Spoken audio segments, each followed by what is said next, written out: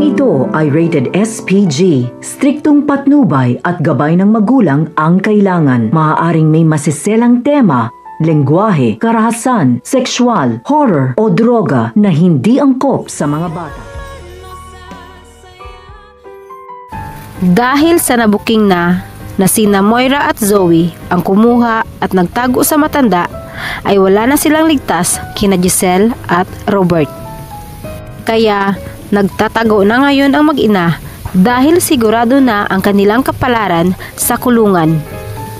Lalo na si Zoe na kinakain na ngayon ng kanyang konsensya dahil sa nagawa sa matanda. Iniligtas nga ni Zoe si Don Pepe mula sa kamay ng kanyang demonyong nanay, ngunit siya rin pala ang tatapos sa buhay ng matanda. Nagkakandara pa na sina Moira at Balahadja sa paghahanap kay Don Pepe na nakatakas at hindi nila alam na si Zoe ang tumulong dito.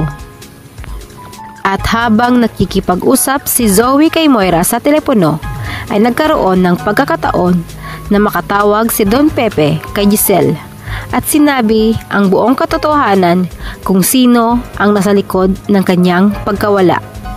Hindi alam ni Don Pepe na narinig ni Zoe ang kanyang pagsumbong, kaya kinumpronta niya ang matanda at iyon ang naging dahilan ng kanyang katapusan. Hindi sinasadyang na itulak siya ni Zoe at nahulog sa tulay. Nataranta si Zoe sa nangyari sa kanyang lolo, kaya humingi ito ng tulong kay Carlos. Dahil hindi maaaring malaman ni Moira na siya ang tumulong sa matanda para makatakas ito. Umiiyak siyang nagpapaliwanag na nagtalo sila ng matanda at hindi niya sinadyang na itulak ito at nahulog sa tulay. Samantala, kinumpirma ni Giselle na ama niya ang nagmamay-ari ng tungkod na nakita ng mga pulis na kanilang sinugod ang pinagtataguan ni Moira at Balahadja. At ngayon ay sobra-sobra na ang pag-aalala ni Giselle para sa ama dahil hindi ito nakita ng mga pulis, ngunit nagawa pa nitong tumawag sa kanila. Nagsumbong na sina Moira at Zoe ang nasa likod ng kanyang pagkawala. At ngayon, hindi na nila makontak at wala silang alam na nasa panganib na ang buhay ng kanilang ama.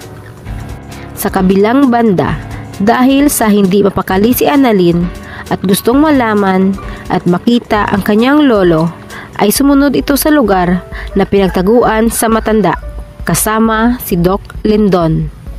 Dahil maraming tao sa tulay kung saan sila dumaan, ay huminto sina Annalyn at Doc Lindon para makiusyuso kung ano ang nangyayari. Dito napag-alaman niya na may tao umanong nakita sa ilalim at hindi nila alam kung buhay pa ito. Biglang kinabahan si Annalyn kaya gusto niyang makita at makumpirma ang kanyang hinala.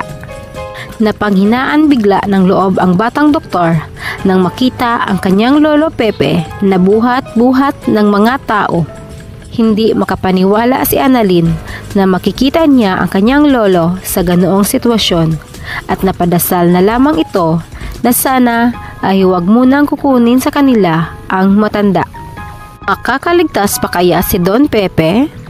O kung makakaligtas man ay maaalala pa niya kaya ang lahat at masabi kay Robert na si Annalyn lamang ang kanyang nag-iisang tunay na anak? Atin lamang aabangan dito lamang sa Abot Kamay na Pangarap.